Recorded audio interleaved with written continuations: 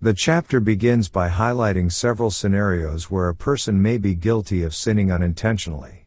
These include situations such as witnessing an oath but failing to report it, touching an unclean object, or speaking thoughtlessly. In these cases, if a person becomes aware of their guilt, they are instructed to confess their sin and bring a guilt offering to the Lord. The guilt offering was meant to seek forgiveness and make restitution for unintentional sins. The chapter provides specific instructions for different types of guilt offerings based on the person's ability to afford the required sacrifice. For those who are relatively well off, a female lamb or goat is to be offered as a guilt offering. If someone is not able to afford a lamb or goat, they can bring 2 turtle doves or 2 pigeons as an acceptable offering.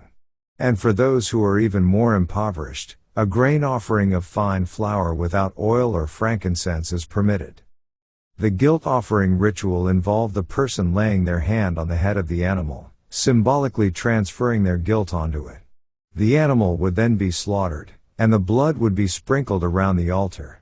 Specific portions of the animal, such as the fat, were designated as the Lord's portion and were to be burned on the altar. The chapter also addresses situations where a person unknowingly commits a sin by swearing thoughtlessly or speaking rashly.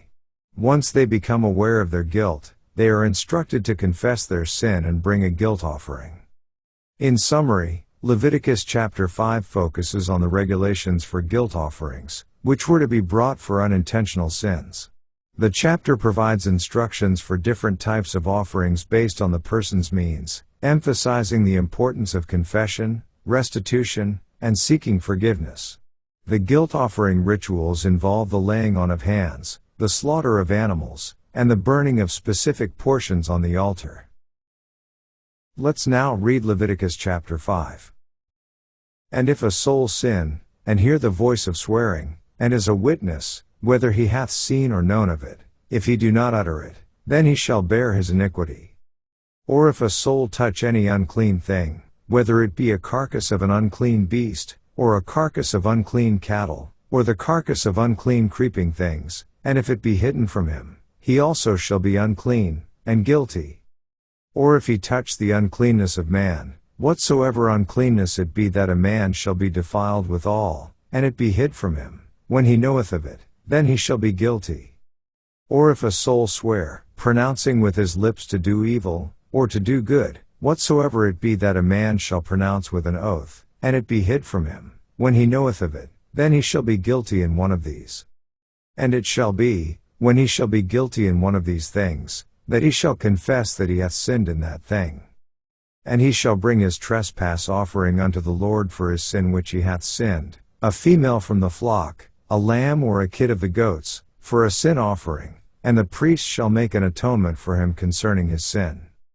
And if he be not able to bring a lamb, then he shall bring for his trespass, which he hath committed, 2 turtle doves, or 2 young pigeons, unto the Lord, one for a sin offering, and the other for a burnt offering. And he shall bring them unto the priest, who shall offer that which is for the sin offering first, and wring off his head from his neck, but shall not divide it asunder.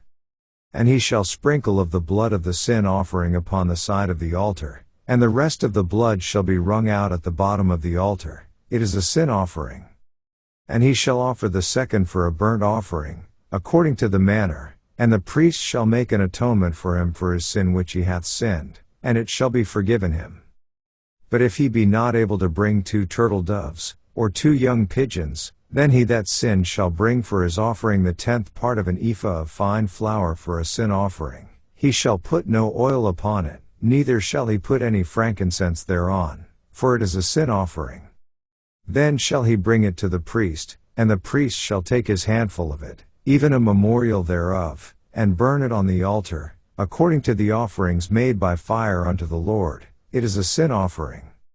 And the priest shall make an atonement for him as touching his sin that he hath sinned in one of these, and it shall be forgiven him, and the remnant shall be the priest's, as a meat offering. And the Lord spake unto Moses, saying, If a soul commit a trespass, and sin through ignorance, in the holy things of the Lord, then he shall bring for his trespass unto the Lord a ram without blemish out of the flocks, with thy estimation by shekels of silver, after the shekel of the sanctuary, for a trespass offering.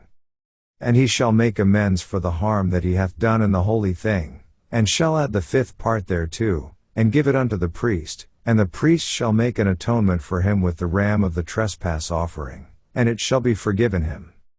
And if a soul sin, and commit any of these things which are forbidden to be done by the commandments of the Lord, though he wist it not, yet is he guilty, and shall bear his iniquity. And he shall bring a ram without blemish out of the flock, with thy estimation, for a trespass offering, unto the priest, and the priest shall make an atonement for him concerning his ignorance wherein he erred and wist it not, and it shall be forgiven him. It is a trespass offering, he hath certainly trespassed against the Lord. This ends our reading of Leviticus chapter 5.